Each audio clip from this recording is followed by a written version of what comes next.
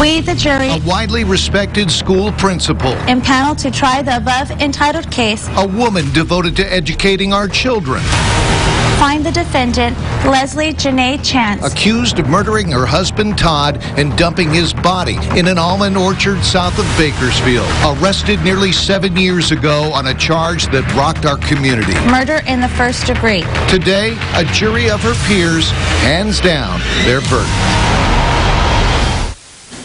Good evening to you, and thanks for being with us here at 5 o'clock. I'm Tammy Melchuk. And I'm Jim Scott. We begin our newscast tonight with team coverage on the verdict in the Leslie Chance murder trial. We start with Vanessa Dillon, who has been covering this trial from the start. She's live outside the county courthouse downtown tonight.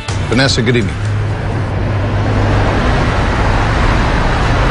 Jim, after weeks of testimony, attorney arguments, and days of debating a life-altering decision, jurors have reached their verdict in the Leslie Chance murder trial, finding the defendant, Leslie Janae Chance, guilty of first-degree murder. We, the jury, impaneled to try the above entitled case. There was a chilling silence inside the courtroom as the verdict was read. Guilty on all counts. Leslie Chance showing no emotion as the clerk read the panel's decision. Find the defendant, Leslie Janae Chance, guilty of a felony, to wit, murder in the first degree. There was a flood of tears from the families of both the defendant and victim as they left the courtroom. Two families torn apart by the trial of a local mother, wife, and school principal. All of them too distraught to talk to us, but we did hear from both attorneys. I'm incredibly happy for the family. Todd's parents have they've been through hell.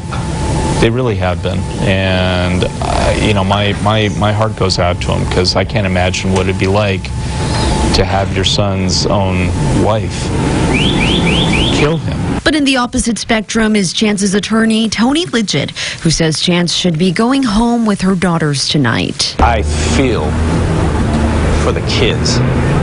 I can't imagine how it must be to lose your father and then to lose your mother, knowing she's innocent.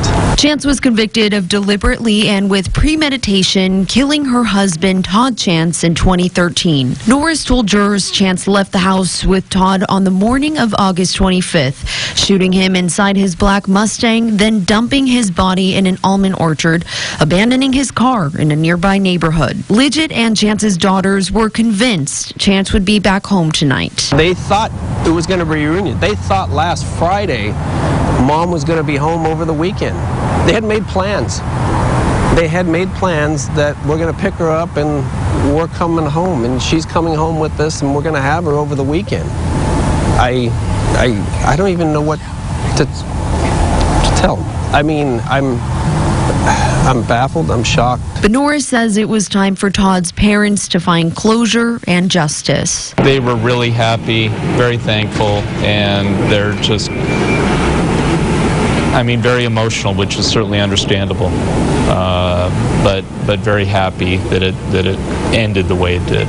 As Chance's sentencing stays pending, a trial that has not only taken an emotional toll on the families involved, but those leading the trial as well, has finally come to a close. You're talking 14 hours a day that we would do everything, because every time that we would find something out, we'd find other things that were better and better and more. It kept getting better. The case kept getting better in the short period of time that we had it. And now, I mean, I lost sleep.